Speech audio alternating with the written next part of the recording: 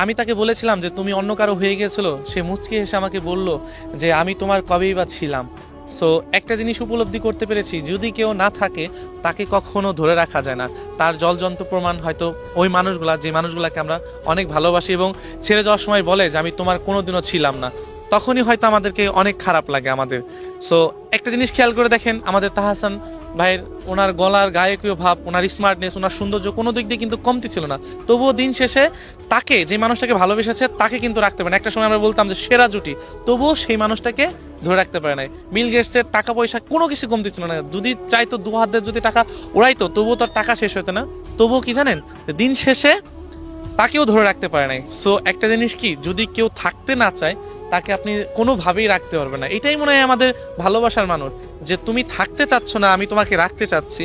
যখনই এক পক্ষে চলে যাবে বা আর এক পক্ষ রাখতে চাবে, তখনই না ওই মানুষগুলার পরিবর্তন অন্যরকম হয়ে যায়। তখন বুঝাইলেও না বুঝতে পারবে না।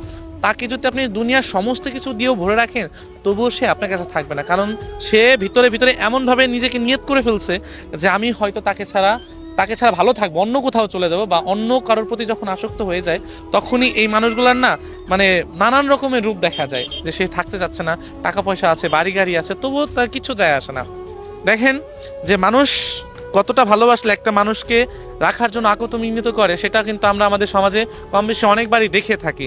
কিন্তু কি, যে আমরা দিন শেষে ওই মানুষগুলোর কাছে হেরে যাই যে মানুষগুলা আমাদের বোঝে না, কিন্তু আমরা তাদেরকে বুঝি, আমরা তাদেরকে সারা জীবন আঁকড়ে ধরে বাঁচতে চাই। আফসোস কি জানেন, যে যখন সে বলল না যে আমি তোমারই কবেই বা ছিলাম, তখন নিজেকে না আর ধরে রাখতে পারিনি। হয়তো বুকের বাঁ পাশে পাঁজর ছিঁড়ে যাচ্ছিল, যে মানুষটাকে এত ভালোবাসার পরে যখন সে মানুষটা বললে যে আমি তোমারই কবেই বা ছিলাম, তখন আসলে নিজের কাছে অনেক খারাপ লেগেছে।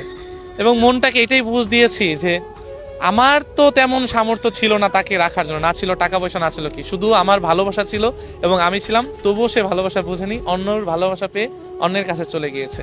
কিন্তু যাদের ভালোবাসার কোনো কমতি ছিল